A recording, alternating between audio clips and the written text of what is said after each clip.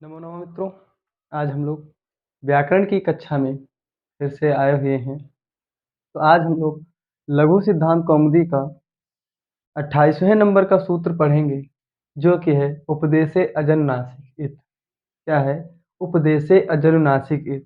यह सूत्र हम लोग बहुत बार प्रयोग किए हैं, उपदेशे अजनुनासिक इत। अब इसको जो है, ये जितना सरल है उतना सरल लगता नहीं है कि जितना सरलतम रूप से हम इसको लगा लेते हैं उतना सरलतम रूप यह है नहीं। तो आज हम लोग इसको देखेंगे, पढ़ेंगे। कौन सा सूत्र? उपदेशे अजनुनासिक इत। तो लिखते हैं हम लोग उपदेशे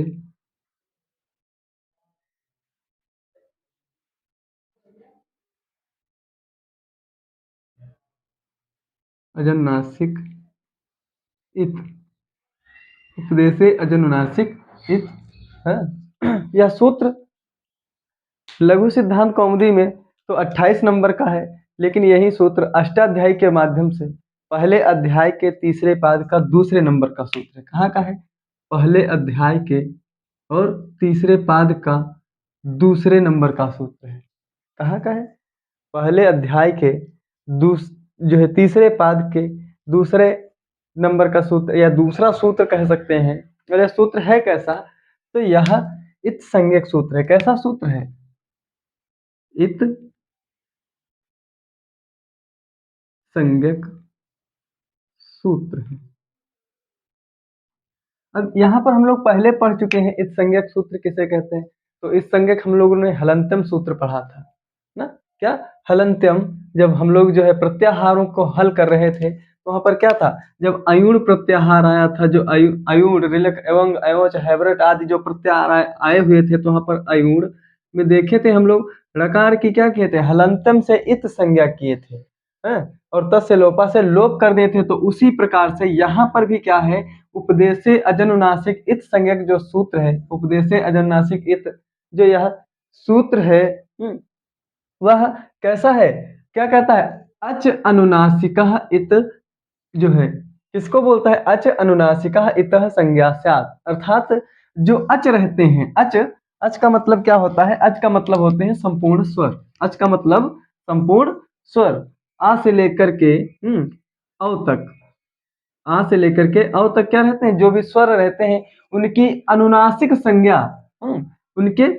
अब हम लोगों ने, अब अनुनासिक संज्ञा का मतलब क्या है कि हम लोगों ने पढ़ा है कि संज्ञाएं अच के कितने भेद पढ़े हम लोगों ने? 18 भेद पढ़े हैं। तो उसमें अनुनासिक कौन कौन से? पहले ह्रस्व दीर्घ प्लुत, फिर इसके बाद में उदात्त अनुदात्त तो स्वरित सबके भेद होंगे तीनों के। फिर जो है कि जब 9 हो जाएंगे, 9 के दो भेद सबके फिर से होंगे। कौन से? अनुनासिक और अजनुनासिक। ठीक है। तो अनुनासिक का मतलब होता है जो नासिका सहित हो। कैसा हो? नासिका सहित हो। अच जो है, अच के जो है 18 भेद होते हैं, तो उसमें अनुनासिक और अजनुनासिक दोनों रहते हैं।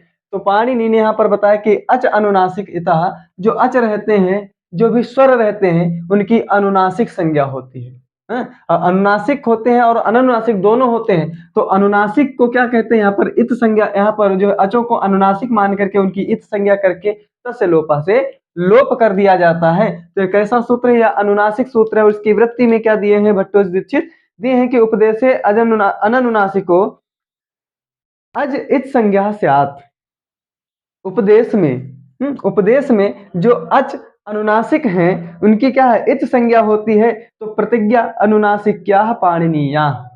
प्रतिज्ञा, अब प्रतिज्ञा करते हैं कि देखिए कि पाणिनि के समय में कुछ ऐसे शब्द रहे होंगे जिनको जो है कि कुछ ऐसे वर्ण रहे होंगे जिनको अनुनासिक कहा जाता था। लेकिन क्या हुआ? समय का अंतराल काफी लंबा रहा, तो उसके बीच में वो अनुनासिक हमसे खो गए। और जो है कि अनुनासिक खो गए, तो अब क्या रह गया? तो यही जो अच है, अब इनमें हम लोगों को अनुनासिक और अनुनासिक निकालने की आवश्यकता पड़ रही है। लेकिन वही क्या है कि कुछ ऐसे जो है कि विद्वान, जो विद्यार्थी पढ़ते हैं ना, जो धीरे धीरे जैसे कि हम पढ़ते जाएंगे तो हमको पता चलता जाएगा किसे अनुनासिक कहेंगे और किसे अनुनासिक हम नहीं कहेंगे। क्योंकि बहुत से ऐसे सूत्र हैं जिनमें अनुनासिक रहता है और जिनमें अनुनासिक नहीं रहता है। कैसे? कौन कौन से हैं? जैसे कि मान के चलिए कि जो आता है भू सत्तायाम, भू सत्तायाम धातु में जो भू धातु है, इसमें क्या रहता है, जो उकार है इसकी अनुनासिक संज्ञा नहीं होती है, इसकी अनुनासिक संज्ञा नहीं होती, इसलिए यह पूरा पूरा ऐसा ही रखा रह जाएगा ना। क्या रहेगा, इसकी भू सत्तायाम से जो है कि इसकी क्या है, अनुनासिक संज्ञा न होने के कारण यह भू ही रहेगा। ठीक, अब इसके अलावा हम देखते हैं कि जैसे कि कुछ प्रत्यय रहते हैं, जैसे अव, क्या अव, शु अव आदि जो प्रत्यय रहते हैं, तो उसमें देखते हैं, और उसके पहले क्या करते हैं हम, सु ना, सु भी देखते हैं। फिर उसके बाद में अम, औट, आदि जो है प्रत्यय देखते हैं, तो सु में अ को क्या करते हैं, अ में जो है कि इसको अनुनासिक संज्ञा नहीं हुई है, बल्कि है ये भी अच, क्या है, यह अच ही है, लेकिन इसकी अनुनासिक संज्ञा नहीं हुई है। अनुनासिक संज्ञा न होने के कारण इसमें कोई भी लोप नहीं हुआ, या ऐसा ही ऐसा जुड़ जाता है, इसी प्रकार से रूप बनता है रामो ना। लेकिन यहाँ पर सु आदि में जो उ है, उकार आदि है, इसकी अनुनासिक संज्ञा होती है किससे, उपदेश से, अनुनासिक इत से, इसकी अनुनासिक संज्ञा हो जाने से उकार का तस्य लोपा से लोप हो जाता है। तो इस प्रकार से देखते हैं कि कुछ जो है कि यहाँ पर उकार है, इसके उपदेश से अनुनासिक इस संज्ञा हो गई है, लेकिन इसके स्थान पर जो है बहुत से ऐसे प्रत्यय हैं जहां पर जो है कि लोप हो जाता है, कहीं कहीं पर लोप नहीं होता है ना। तो अब देखते हैं अब जैसे एक और धातु है एध, एध, कौन सी है धातु, एध वृद्धौ, एध वृद्धौ, एध वृद्धौ, यह धातु में क्या करते हैं, जो आकार है धा का, ये क्या करते हैं, धा के आकार की क्या होती है, इसको अजनुनासिक मान लेते हैं, क्या मान लेते हैं, अननुनासिक मान लेते हैं, और अननुनासिक मानने के कारण क्या होता है, ये धकार के जो आकार है क्या होता है, उसका जो है उसकी क्या होती है, अनुनासिक संज्ञा हो जाती है, और अनुनासिक होने से क्या होता है, उसकी उपदेश अजनुनासिक इस संज्ञा से इस धकार के आ का क्या होता है, लोप हो जाता है, जिसके कारण क्या बचता है, एद, क्या बचता है, एद ना। तो इस प्रकार से देखिए कि कहाँ रहता है कहाँ नहीं रहता, जब हम लोग धीरे धीरे पढ़ेंगे व्याकरण को तो क्या हो जाएगा, हमको पता चलता रहेगा कि कौन से अक्षर अनुनासिक होते हैं और कौन से अननुनासिक होते हैं। तो यहाँ पर हम लोगों ने इतना समझ लिया है। तो फिर आगे क्या बताए हैं कि लण सूत्रस्थ अवर्णेन सह उच्चार्यमाणो रेफो रलयो संज्ञा। अब बहुत बड़ी एक बात है यहाँ पर, अब फिर से इसको बिगाड़ करके हम लोग फिर से पढ़ेंगे इनकी वृत्तियां, क्योंकि वृत्तियों के माध्यम से ही, सूत्रों के माध्यम से ही हम व्याकरण को समझ सकते हैं। अगर हम चाहें तो सूत्र और बिना वृत्ति के व्याकरण समझना मुश्किल ही नहीं, नामुमकिन है। आगे क्या होता है, लड़ सूत्रस्य, लड़ सूत्रस्य क्या बताया, लड़ सूत्रस्थ अवर्णेन सह उच्चार्यमाणो रेफो रलयो संज्ञा। तो लड़, अब हम लोग प्रत्याहारों को पढ़ते हैं, तो वहां पर जब प्रत्याहार पढ़ते हैं तो कौन सा, अयूण, रिलक एवं अयोच हैवरट लड़ ना। तो लड़ तक हम आए हैं, कौन से नंबर का प्रत्यय है, तो छठे नंबर का प्रत्यय है, कौन से, छठे नंबर का है, छठे नंबर का यह जो है कि प्रत्याहार है, कौन से नंबर का, छठे नंबर का प्रत्याहार है। कौन सा है प्रत्याहार, तो लड़। तो लड़ में अगर हम देखते हैं तो लड़ में जो णकार है इसकी हलंतम से क्या हो जाती है, इस संज्ञा हो जाती है, और तस्य लोपा से क्या होता है, लोप होता है, क्या होता है, इसकी हलंतम से इस संज्ञा और तस्य लोपा से लोप हो जाता है। और क्या होता है,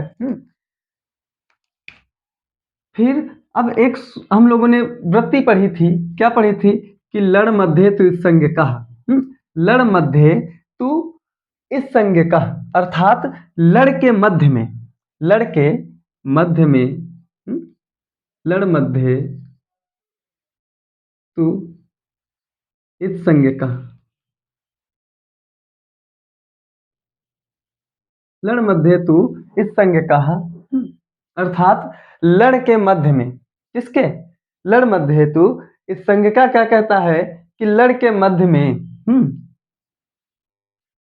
क्या बोलता है कि लड़ के मध्य में जो अ है वह इस संज्ञक होता है। अब इसमें देखते हैं जो है कि णकार की हलंतम से इस संज्ञा तस्य लोपा से लोप हो जाता है। अब बचता है क्या हमारे पास में, ला, और ला में क्या रहता है, आ, क्या रहता है, आ, और जो आ रहता है इसको क्या बोलते हैं कि लड़ मध्य, तो इस संज्ञा का लड़ के मध्य में, अर्थात लड़ के मध्य में क्या है, तो ल धन आ धन अणा ना, तो अण, तो ये जो आ है इसकी भी इत संज्ञा होती है। क्या होती है? इसकी इत संज्ञा होती है।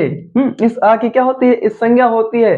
तो अब क्या रहता है कि लड़ सूत्रस्थ अवर्णेन, लड़ सूत्रस्थ अवर्णेन सह उच्चार्यमाणो, जो लड़ के सूत्र में जो आवर्ण है ना, अवर्णेन, आवर्ण के द्वारा, सह उच्चार्यमाणो, साथ में जो उच्चार्यमाण है, ठीक है, जो उच्चारित है, रेफो रलयो संज्ञा, उनका क्या होता है?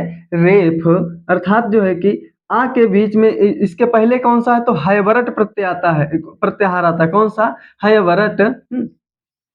तो इसमें क्या कि हलंतम से इस संज्ञा था, स्लोपा से लोप। अब क्या है? इस सब में क्या है? हलंत रहता है, तो यहाँ पर रा और ला, तो दो, इन दोनों के मध्य में क्या आ गया है? तो इस प्रकार से देखते हैं, तो अंतिम में क्या है? ये लकार तो हलंतम से इस संज्ञा था, स्लोपा स्लोप हो जाएगा, लेकिन क्या बचेगा? रा ला धन अ ना। तो आ की क्या होगा? इसका जो है कि रा प्रत्याहार होता है। इसको क्या कहते हैं? रा और ला को क्या कहते हैं? रा प्रत्याहार। तो र प्रत्याहार के अंतर्गत कितने वर्ण आते हैं? तो दो वर्ण आते हैं। कौन कौन से? रा और ल, ये दो वर्ण आते हैं रा प्रत्याहार के अंतर्गत ना। तो इतना हम लोगों ने जाना। इनकी कौन सी संज्ञा हुई है? तो क्या हुई है? तो इनकी संज्ञा क्या हुई है? जो है जो रा संज्ञा हुई है ना, जो है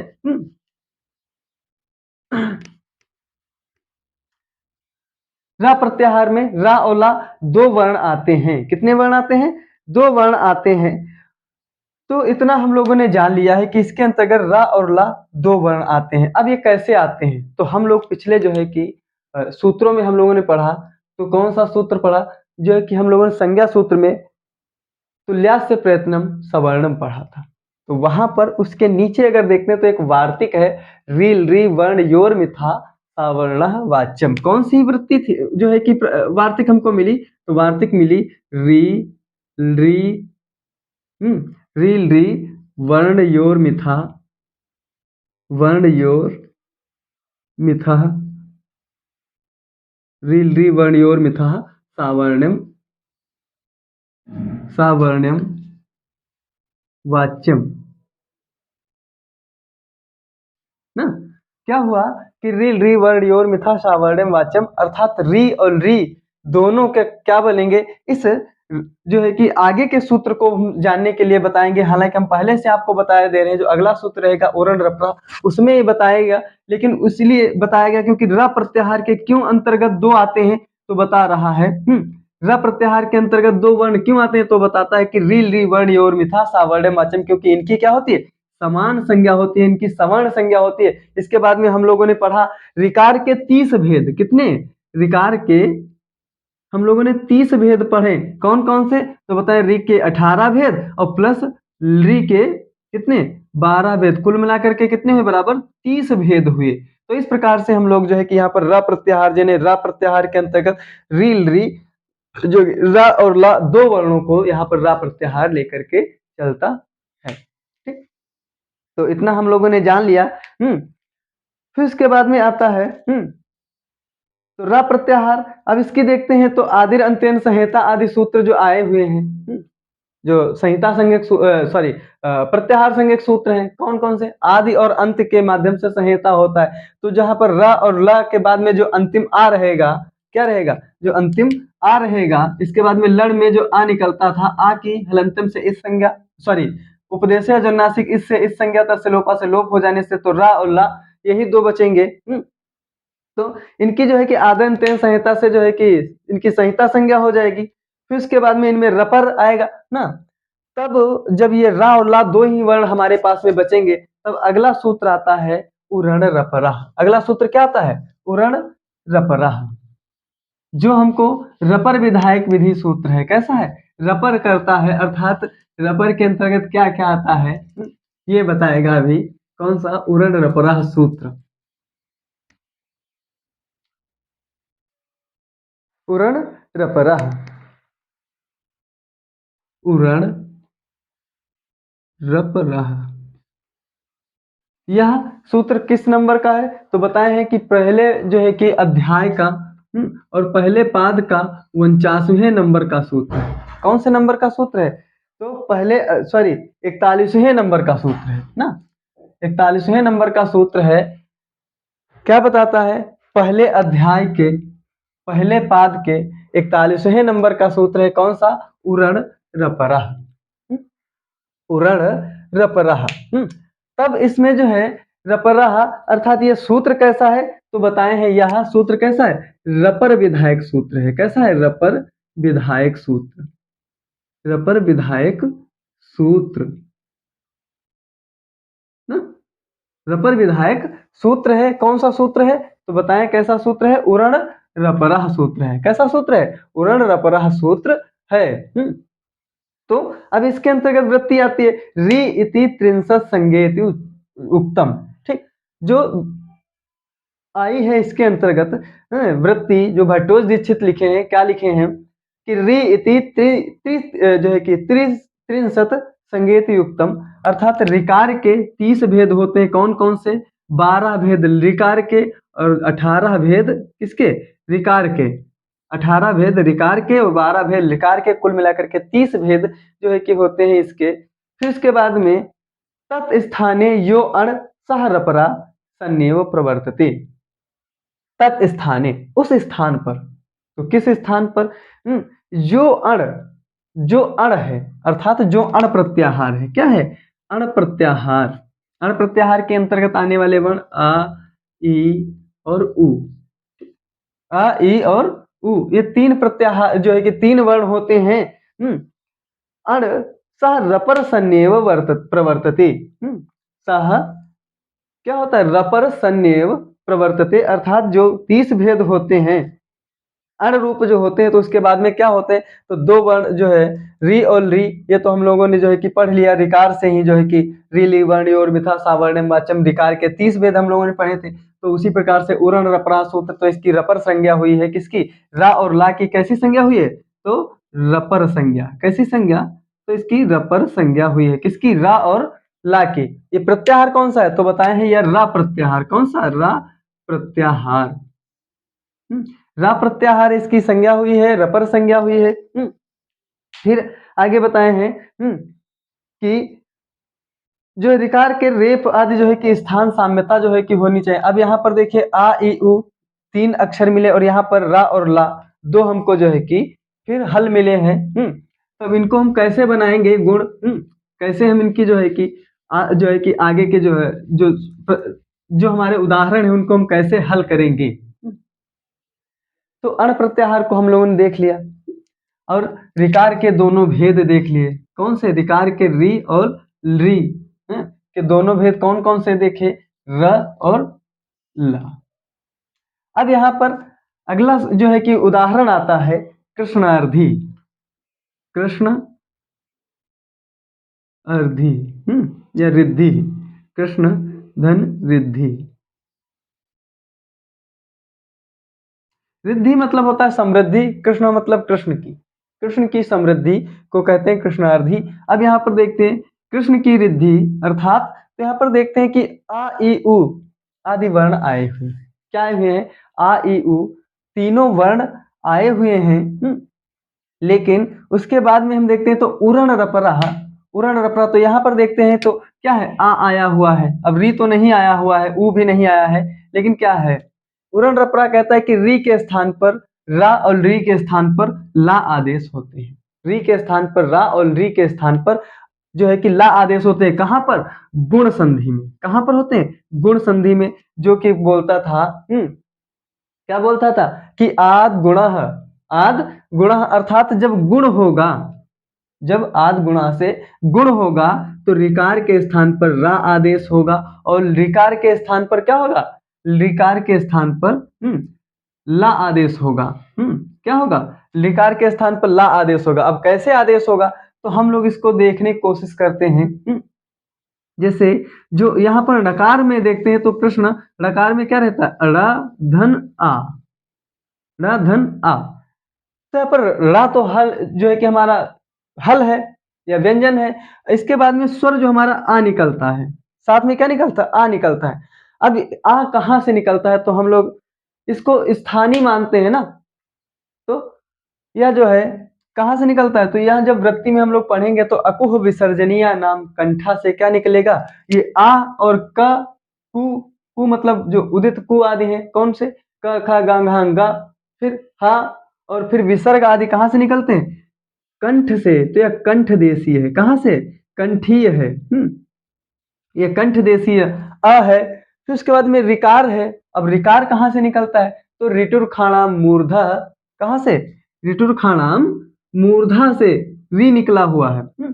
और ऋटुर में कौन कौन से वर्ण आते हैं? तो री, टू, टू मतलब होता है ट ठ ड ढ इया। फिर उसके बाद में र और ख मतलब होता है ये वाली ना, मूर्धन्य श, मूर्धन्य स। ठीक, इसको कुछ लोग खा बोलते हैं, तो इसलिए जो है कि ऋटुर खसा ना मूल, क्योंकि सा तीनों में आता है ना, तो क्या रहता है, इसको हम लोग क्या बोलते हैं? ख बोल देते हैं ना, लेकिन होती क्या है? ये शा होती है, मूर्धन्य से निकलने वाली शा होती है, तो इसलिए क्या रहता है? ऋटुर खाना मूर्धा। अब यहाँ पर री भी निकल रही है मूर्धा से और रा भी निकल रहा है ना, तो दोनों क्या हुए हैं? एक स्थानीय होने के साथ यहाँ पर क्या हो गया? रा आ गया है। अब यह कंठ है और यह मूर्धा होने से ना, यह कहाँ का है? यह रा कहाँ का है? मूर्धा का। यह मूर्धा का है। तो मूर्धा का जो है कि रा है और कंठ का आ है, तो रा जो है और री भी कहाँ का? यह भी मूर्धा की है और यह भी मूर्धा का है, तो दोनों मूर्धा के होने के कारण क्या होगा? यहाँ पर जो है कि इसका प्रयोग मान लिया गया रा का। स्थानीय होने के कारण इसका यहाँ पर आदेश हो गया। अब दोनों को कंठ और मूर्धा होने के कारण क्या हो जाएगा? तो इनका जो है कि अ और रा दोनों मिलकर के क्या हो जाएंगे? अर हो जाएंगे। क्या हो जाएंगे? अर हो जाएंगे। तो अब यहाँ पर देखते हैं, तो कृष्ण क्या है? कृष्ण। अब यहाँ पर तो हलंत लगा हुआ, तो हलंत के साथ साथ में जो आ है ना, अब री तो आ गई है, तो यहाँ पर बचा क्या है? अब इधर धी बची है ना, धी बची है। अब यहाँ पर हलंत आ है, तो आ के स्थान पर जो है कि अर आदेश हो जाएगा, अर्थात इसमें जो है संयोजित हो जाएगा, जुड़ जाएगा, तो क्या हो जाएगा? तो अर हो जाएगा, कृष्णर। और फिर उसके बाद में धी है, तो यह धी भी इसके साथ में जुड़ जाएगा, तो क्या बन जाएगा? कृष्णर धी। अब देखते हैं तो थोड़ा अजीब लग रहा है। क्या रहता है? थोड़ा अजीब लग रहा है। क्या अजीब लग रहा है? कि इस प्रकार से तो नहीं लिखा जाता है। तो क्या होता है? अब एक चीज रहता है कि भाई देखिए, अब रा है, रा है, तो अब ये ऐसे दिख रहा है, लेकिन अब इसको हम तोड़ते हैं, क्या करते हैं? रा, और फिर उसके बाद में धा, सॉरी र, फिर उसके बाद में धा, फिर उसके बाद में द, फिर ई ना, इस प्रकार से होता है टूटने पर। रा के बाद में धा, धा के बाद में द, दा के बाद में ई। तो इस प्रकार से क्या होता है, जब हम अगर इसको तोड़ते हैं, विच्छेद करते हैं, तो विच्छेद होने से इस प्रकार से वर्ण निकलते हैं। तो क्या होता है? एक जो है कि एक श्लोक है कि अचाम दृष्टवा, रा के लिए बताया गया कि अचाम दृष्टवा अधो याति, अर्थात जब अच रहता है किसी रा के साथ में, तो क्या होता है? वह नीचे ही रह जाता है। रा कहाँ रह जाता है? नीचे ही रह जाता है। लेकिन और क्या होता है? हसस चोपर गच्छति, लेकिन जब कोई हस होता है, अर्थात जब कोई हल मिलता है, तो कहाँ जाता है? तो वह ऊपर चला जाता है। कहाँ चला जाता है? ऊपर चला जाता है। इस प्रकार से ऊपर चला जाता है ना। फिर क्या बताते हैं कि अवसाने विसर्गः स्यात्, जब कोई अवसान होता है, अर्थात जब कोई भी क्रिया नहीं होती है ना, विराम हो जाता है, विरामो अवसानम सूत्र लगता है। अगर जब हम लोग रूप सिद्धि करेंगे तो वहां पर बताया जाएगा कि जब कोई विराम होता है, जहां पर अवसान होता है, कोई भी कार्य नहीं होता है, तब विसर्गः स्यात्, तब वही रकार क्या होता है? विसर्ग हो जाता है। क्या हो जाता है? खरवसानी और विसर्जनीय से क्या होता है? विसर्ग आदेश हो जाता है। फिर रेफस से त्रिविधा गति, इस प्रकार से रेफ की 3 गतियां होती। कौन कौन सी? अगर कोई स्वर मिलता है तो वह नीचे ही रहता है, अगर कोई हल मिलता है तो क्या होता है? वह ऊपर चला जाता है। लेकिन जब अवसान संज्ञा होती है, तब वही रा क्या रहता है? क्या होता है? विसर्ग में कन्वर्ट हो जाता है, विसर्ग में बदल जाता है। इस प्रकार से रेफ की 3 गतियां होती हैं। तो रेफ की कितनी गतियां होती हैं? तो रेफ की 3 गतियां होती हैं। कौन कौन सी? अच को देख करके, अर्थात स्वर को देख करके नीचे रहता है, हल को देख करके ऊपर जाता है, अवसान को देख करके क्या रहता है? स्वर्ग जो है विसर्ग हो जाता है। इस प्रकार से रेफ की 3 गतियां बताई गई हैं। तो अब यहाँ पर देखते हैं तो कृष्णार्थी, तो यहाँ पर क्या है, अब हल है, क्या है, हल है, तो हल को देख करके कहाँ जाएगा, हाँ? तो हल को देख करके कहाँ जाएगा, ऊपर चला जाएगा, ऊपर चला जाएगा। तो इस प्रकार से क्या हो जाएगा, तो कृष्ण, अब ये क्या है, ये तीन जो है कि हल एक साथ में है ना, तो अझीनम परेण संयोजम से जो संयोजित हो जाएंगे, अच से हीन जो है कि हल रहते हैं ना, उनका क्या हो जाता है, परेण एक दूसरे से संयोजित हो जाते हैं। तो इस प्रकार से संयोजित करने पर क्या हो जाएगा, तो इस प्रकार से संयोजित करने पर हो जाएगा कृष्णार्थी, क्या हो जाएगा, कृष्णार्थी। तो हल को देख करके कहाँ चला गया, ऊपर चला गया। तो यहाँ पर कृष्णार्थी अर्थात कृष्ण की समृद्धि। फिर अब हम लोग अब एक यहाँ पर न्याय लगता है कि जल तुम्बिका न्याय, जल तुम्बिका न्याय अर्थात जिस प्रकार से जल में कोई लौकी या तरोई क्या करते, ऊपर सूखी, गीली नहीं, गीली भी तैरती रहती है, हालांकि अगर कोई लकड़ी या जैसे कि जल तुम्बिका न्याय में क्या रहता है, जैसे जल की कोई तोरई या लौकी क्या रहती, सूखी ऊपर तैरती रहती है, जल के अंदर नहीं जाती, उसी प्रकार से यह राह भी यहाँ पर क्या है, जल तुम्बिका न्याय से ऊपर ही रहती है, सब जो है कि हलों के बीच में ऊपर रहती है। इस प्रकार से हम लोगों ने यहाँ पर देख लिया। ये हमारा पहला रूप सिद्ध हुआ है, कृष्ण की समृद्धि होता है, कृष्णार्थी का मतलब होता है। अब अगला रूप है, अगला इसका उदाहरण है तव धन लिकारः, तव धन, तव धन लिकारः, तव धन लिकारः का मतलब होता है तुम्हारा लिकार, समझ रहे हैं, तब लिकारः अर्थात तुम्हारा लिकार। तो अब इसमें देखते हैं, तव में क्या है, अच है, और अच यहाँ पर क्या है, अब इसके साथ में देखिए, अब एक चीज, जहां पर अच का यहाँ पर सॉरी अच का आ है, यहाँ पर लिकार का ला है, लिकार का ला है, यहाँ पर अच का क्या है, आ है।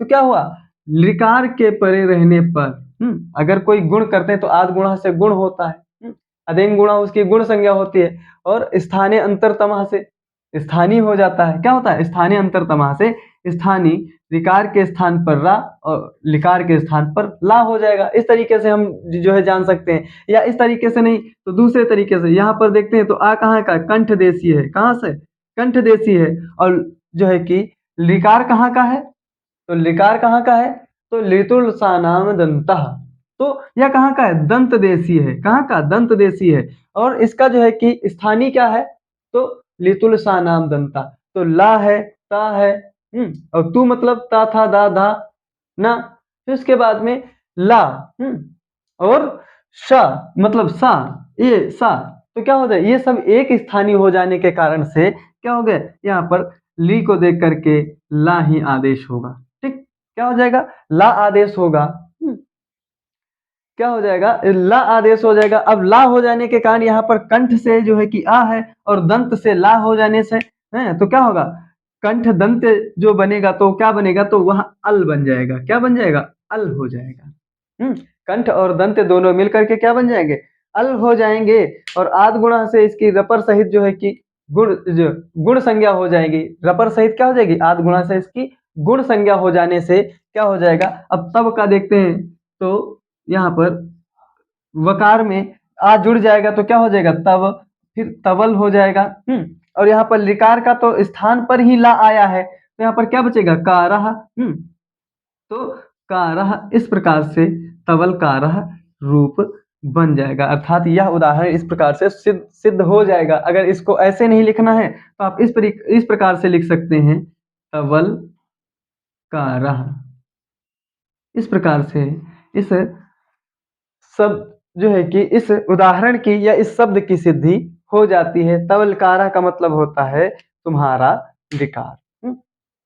तो इस प्रकार से जो है आगे भी देखिए क्या है, अब इससे पिछले तो हम लोग उदाहरणों पर भी बात करते रहते हैं ना, तो उदाहरण जो है वो क्या है, पहले कृष्णार्थी ही, इससे पहले कौन सा बताया गया था, तो इससे पहले जो उदाहरण बताए गए थे हमारे, वो बताए गए थे उपेंद्र गंगोदकम, उपेंद्र मतलब जो विष्णु आदि, उपेंद्रा जो इंद्र के उप है अर्थात इंद्र के छोटे भाई हैं। इंद्र के छोटे भाई कैसे? क्योंकि जब वामना अवतार इन्होंने लिया था, क्या था? जिस माता-पिता से जन्म लिया था उन्हीं के जो है कि पहले इंद्र ने जन्म लिया था, उनके बाद में जो है कि विष्णु ने उन्हीं का अवतार लिया था वामनावतार बन करके। तो इसलिए उनके छोटे भाई होने के कारण से छोटे भाई होने के कारण से उनका नाम उपेंद्र भी है। फिर उसके बाद गंगोदकम के बाद में हम लोगों ने क्या पढ़ा?